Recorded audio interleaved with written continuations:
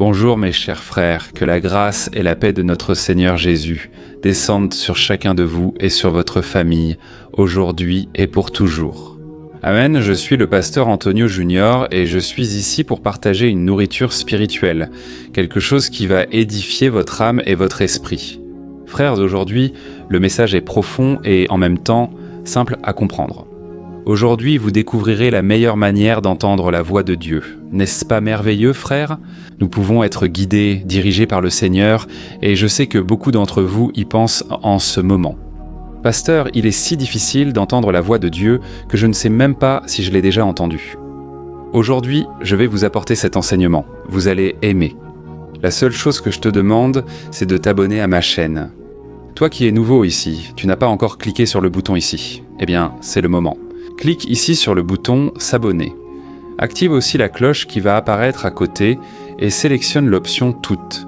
Ainsi, tu ne rateras aucune vidéo que je publierai ici, d'accord ? Si tu aimes ce message, clique sur le pouce bleu. Ça aide YouTube à montrer à plus de personnes. Gloire à Dieu. Frère, l'une des choses qu'on me demande le plus, c'est à propos d'entendre la voix de Dieu. Les gens ont du mal à comprendre cela, et j'ai l'habitude de dire ceci. Quand tu entends une petite voix dans ta tête, Dieu peut déjà te parler car il s'adresse à ton cœur, d'accord ? Mais ton cœur, quand on utilise le mot cœur, en réalité, on fait référence à notre esprit. Parce qu'ici, cet organe qui est dans notre corps n'est qu'un organe physique. Mais quand la Bible en parle, elle fait référence à notre esprit. Par exemple, dans Proverbes, chapitre 4, verset 23, il est dit que s'il y a quelque chose que nous devons garder, c'est notre cœur, parce que c'est de lui que procèdent toutes les sources de notre vie. Certaines versions de la Bible remplacent « cœur » par « esprit », car au fond, cela revient presque au même, tu vois. Alors aujourd'hui, je vais te parler de cela, mais avant, je veux juste lire avec toi un verset que Jésus a dit, juste un verset qui parle exactement de cela. Regarde ce qui est écrit dans Jean chapitre 3, verset 8. Jésus a dit ceci. « Le vent souffle où il veut, tu l'entends, mais tu ne peux pas dire d'où il vient, ni où il va. Il en est ainsi de tous ceux qui sont nés de l'Esprit. » Je vais répéter, frère. Le vent souffle où il veut, tu l'entends, mais tu ne peux pas dire d'où il vient, ni où il va. Il en est ainsi de tous ceux qui sont nés de l'Esprit. Laisse-moi t'expliquer une chose. Quand tu as donné ta vie à Jésus, la Bible dit que tu es né de nouveau spirituellement. Ton esprit était mort à cause de tes péchés, à cause de tes erreurs, tu as désobéi à Dieu et à cause de cela, tu étais mort spirituellement. Mais quand tu crois en Jésus, maintenant Dieu te regarde et il voit son Fils, ce que Jésus a fait sur la croix à ta place. C'est pour cela que la Bible dit que Jésus est notre avocat fidèle. Jésus, lui, intercède pour nous. C'est comme s'il disait au Père, « Père dont j'ai payé le prix pour cette personne, pour cet homme, pour cette femme. J'ai versé mon sang en leur faveur. » Et à ce moment-là, le sang précieux de Jésus, le sang pur, parfait, qui n'a aucune tache, aucune saleté du péché. Ce sang est sur nous maintenant. Et à cause de cela, nous pouvons entrer dans la présence de Dieu avec confiance, avec audace. Parce que Dieu nous aime et que sa bénédiction et sa faveur sont avec nous. Amen. C'est merveilleux et il y a aussi un autre privilège, une grande bénédiction. Maintenant, nous pouvons entendre la voix de Dieu et cela commence par notre esprit, qui est connecté à Dieu. Avec Jésus, frère, laissez-moi expliquer. Vous entendez la voix du Saint-Esprit et souvent, vous ne vous en rendez même pas compte parce que c'est quelque chose de si subtil, c'est comme un vent. Vous vous souvenez de ce que Jésus a dit ? Que la voix de l'Esprit est comme le vent. Dans la Bible, dans l'Ancien Testament, une fois, Dieu a parlé au prophète Élie. Élie était dans la caverne quand Dieu lui a demandé d'en sortir. Et soudain, un feu très puissant est apparu. Mais Dieu n'était pas là, puis une tempête est survenue, puis un séisme, mais Dieu n'y était pas. Et soudain, la Bible dit qu'un vent doux est venu et a soufflé sur lui, et à ce moment-là, le Seigneur lui a parlé. Dieu est dans ce vent doux. Frère, notre plus grande difficulté à entendre la voix de Dieu, c'est que bien souvent, nous ne nous en rendons pas compte. Nous sommes tellement anxieux, tellement préoccupés, tellement agités dans notre esprit que nous n'arrivons pas à discerner la voix du Saint-Esprit. C'est pour cela, frères, que nous devons rester attentifs, car c'est dans les moments de difficulté que Dieu choisit le meilleur moment pour te parler. Nous voyons un exemple lorsque les disciples ont essayé de pêcher toute la nuit sans rien attraper, puis le matin. Au moment de la plus grande frustration, Jésus a donné la plus grande révélation. Garde cela en tête. Au moment de ta plus grande frustration, c'est l'heure de la plus grande révélation. C'est le moment où Dieu veut te donner une direction. Amen.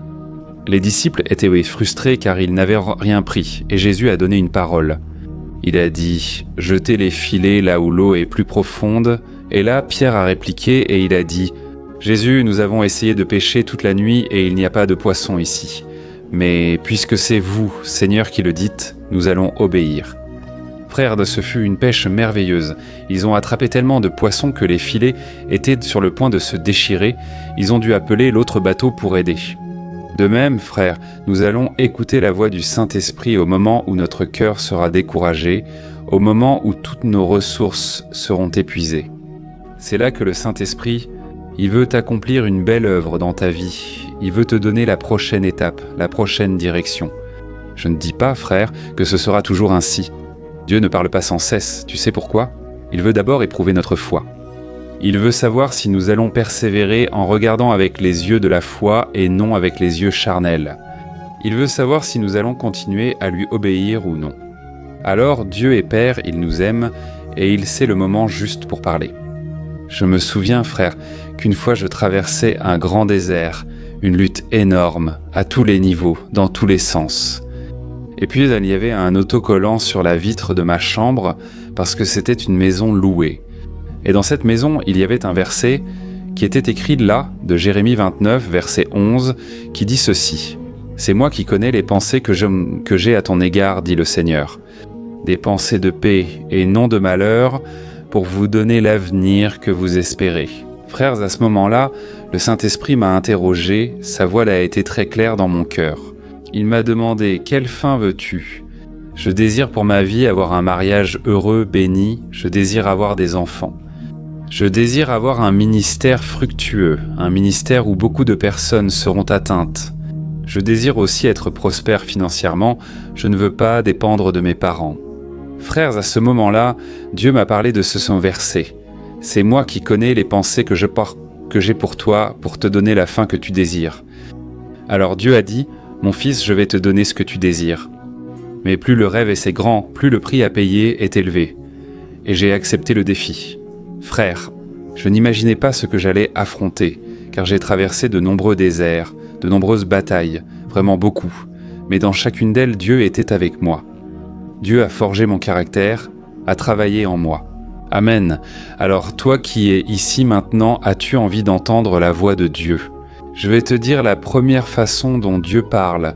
Il parle à ta conscience, Dieu parle ici dans ton esprit. Frère, c'est comme si une intuition très forte venait. Tu sais, parce que tu sais que tu dois faire cela.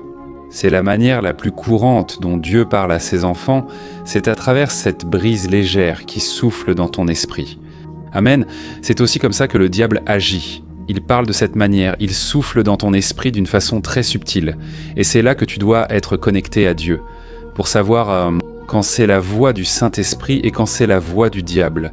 Et la meilleure façon de le savoir, c'est que la voix du Saint-Esprit vient avec la paix. Elle t'apporte la paix. Tu ressens un grand soulagement. La Bible dit dans Colossiens chapitre 3, verset 15, que la paix du Christ doit être l'arbitre dans vos cœurs. Autrement dit, frères, que fait l'arbitre lors d'un match de football ? Il siffle quand quelque chose ne va pas, n'est-ce pas ? Il siffle quand un but est marqué, ainsi en est-il aussi de l'arbitre. C'est le Saint-Esprit en nous, et alors, quand quelque chose vient de Dieu, il mettra la paix dans notre cœur. Bien souvent, il peut même sembler que la situation est parfaite, que tout va bien, mais le Saint-Esprit enlèvera la paix, et il te montrera « Regarde, cela ne vient pas de Dieu, n'entre pas là-dedans ». Alors le Saint-Esprit sera l'arbitre qui siffle pour le oui ou pour le non. C'est la meilleure façon pour nous de savoir que Dieu nous parle. Amen.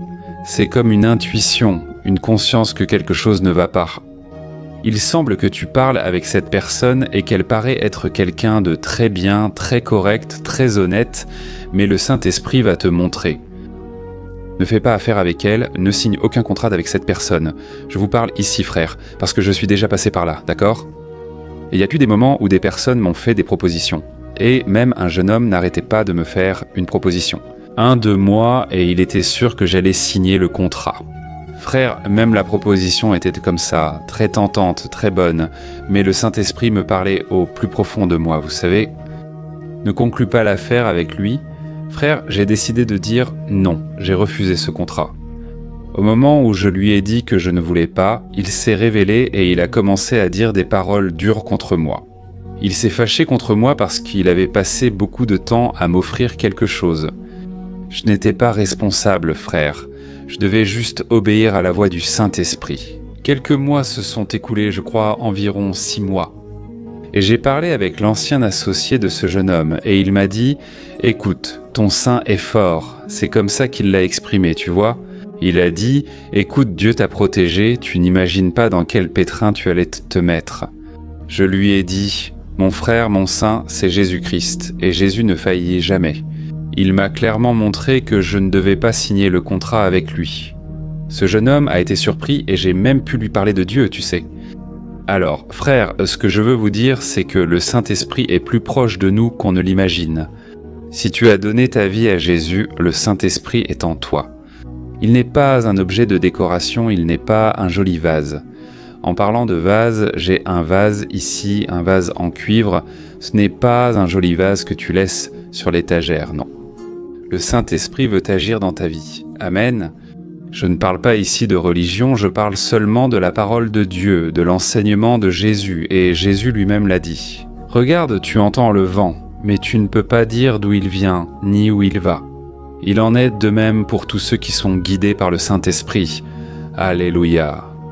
Aujourd'hui, le Saint-Esprit t'a encore enseigné. Laisse-toi guider par lui. Et une chose, mes frères, c'est d'écouter la voix du Saint-Esprit, une autre chose, c'est d'obéir. Il y a beaucoup de personnes qui entendent la voix du Saint-Esprit depuis longtemps, mais elles ne veulent pas obéir. Et là, mes frères, ça devient difficile, n'est-ce pas ? Ensuite, vous récoltez les conséquences, car désobéir à Dieu, vous savez, on en paie un prix très élevé.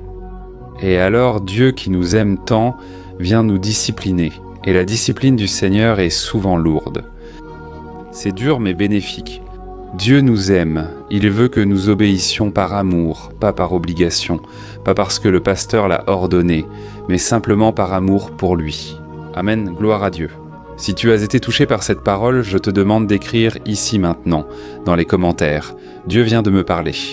Cela va encourager d'autres personnes à vouloir entendre cette parole. Et mes frères, il y a aussi d'autres moyens par lesquels Dieu nous parle. Dieu peut se servir d'une personne pour nous parler, s'il le veut, et envoyer quelqu'un chez toi. Il peut sonner à l'interphone de ta maison et te transmettre un message. Dieu peut aussi utiliser les circonstances. Tu sais, parfois d'aller dans le sens les choses commencent à mal tourner. Donc c'est le moment d'ouvrir ton cœur, peut-être que Dieu veut te parler, frère. Il y a des prières que j'ai déjà faites. J'ai passé des années et des années à prier pour la même chose, jusqu'à ce que je décide d'ouvrir mon cœur et de demander à Dieu « Est-ce que je prie mal ? Est-ce que ce n'est pas ça que le Seigneur veut me dire ?» Et alors, Dieu est venu et m'a donné la direction. Alors, mes frères, il existe plusieurs façons, mais la plus grande d'entre elles, c'est vous-même, vous et Dieu. N'attendez pas le prophète, n'allez pas chercher, vous savez, ces choses-là. Dieu peut vous parler et même vous donner la direction. Cherche cette personne, appelle-la et je parlerai à travers elle. Cela peut arriver, mais généralement Dieu va vous parler dans votre fort intérieur, à travers l'intuition, à travers votre conscience, votre esprit. Amen, gloire à Dieu. Alors, si tu peux, ferme les yeux parce que nous allons prier maintenant. Et à la fin, je te demande de partager ce message avec autant de personnes qui ont besoin de ce discernement, au nom de Jésus. Et maintenant, je veux prendre ici mon huile d'onction. Je vais t'oindre par la foi. Même à distance, frère, Dieu n'est pas limité par l'espace ou le temps. Il n'est limité par rien dans ce monde. Dieu peut te toucher là où tu es. Ouvre simplement ton cœur. Amen, ferme les yeux. Je veux prier pour toi. Gloire à Dieu, Seigneur, mon Dieu et mon Père. Nous sommes ici dans ta sainte présence, dans ta merveilleuse présence. Ô mon Dieu, mon Père, Ce message a profondément touché la vie de tes enfants et je te remercie, Seigneur, pour cette œuvre, car cette œuvre n'est pas la mienne, c'est l'œuvre du Saint-Esprit. Seigneur, nous avons appris aujourd'hui que la voix du Saint-Esprit est une voix douce. C'est une voix que nous entendons généralement dans les moments de difficulté, dans les moments de frustration. Seigneur mon Père, je te demande maintenant en faveur de ces personnes qui sont dans le désert. Combien de tes enfants, Père, traversent en ce moment des épreuves terribles, des moments difficiles? Et ces personnes sont bien souvent désespérées, courant d'un côté à l'autre. Mais en ce moment, mon Père, nous renonçons à notre anxiété, à la peur, à l'inquiétude. Et ta parole dit que nous devons déposer nos fardeaux devant toi, car le Seigneur nous soutiendra. Ô mon Dieu, mon Père, nous déposons devant toi nos anxiétés. Prends soin de nous. Seigneur, tiens-nous la main, c'est notre prière aujourd'hui. Tiens-nous la main. Nous avons besoin de toi, mon Dieu. Oh, sans toi, nous ne pouvons rien faire. Jésus ouvre des portes, Père, des portes financières. Dans les relations, Dieu montre-nous quand nous tombons dans un piège. Nous ne voulons pas commettre d'erreurs, nous ne voulons pas faire de mauvais choix, nous voulons marcher guidés par ton Saint-Esprit.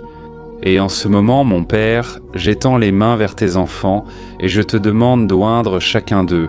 Oins-les, mon Père, de la tête jusqu'à la plante des pieds. Cette personne qui est malade, qui souffre, qui a des douleurs dans le corps, qui a des maladies en phase terminale, je réprimande tout mal, toute oppression maléfique, causant la peur, l'angoisse, la solitude. Seigneur mon Dieu et mon Père, je te demande, ô Dieu, apporte la guérison. Jésus, la guérison complète. Ô Jésus, apporte la guérison, Seigneur. Car le Seigneur lui-même a dit que les bien portants n'ont pas besoin de médecins, mais bien les pécheurs. Et nous sommes ici, mon Père, repentant de nos péchés, te demandant, suppliant pour ta grâce et ta faveur, ô mon Dieu. Pardonne nos fautes sans toi, Seigneur, aide-nous à surmonter les difficultés, aide-nous à vaincre les problèmes du quotidien. Mon Dieu, nous avons besoin de toi, Père, car si nous comptons sur nous-mêmes, nous ferons de mauvais choix. Ne nous laisse pas, Père, être guidés par notre libre arbitre, nous voulons être guidés par ton Saint-Esprit, nous avons besoin de toi, Jésus. Prends soin de nous, tiens-nous la main, Père, pour que nous puissions supporter les épreuves. Ô Saint-Esprit, souffle sur nous le vent doux, le murmure de notre esprit. Montre-nous, doux Seigneur, le chemin que nous devons suivre, comme il est écrit dans le livre des psaumes. L'homme qui craint le Seigneur l'instruira sur le chemin qu'il doit suivre. Ô mon Dieu, nous sommes ici dans la crainte du Seigneur, reconnaissant que tu es notre Dieu tout-puissant, celui qui prend soin de nous, et nous te demandons, guide-nous sur le chemin que nous devons suivre. Au nom de Jésus, nous prions et nous te remercions déjà pour tout. Amen. Amen. Gloire à Dieu.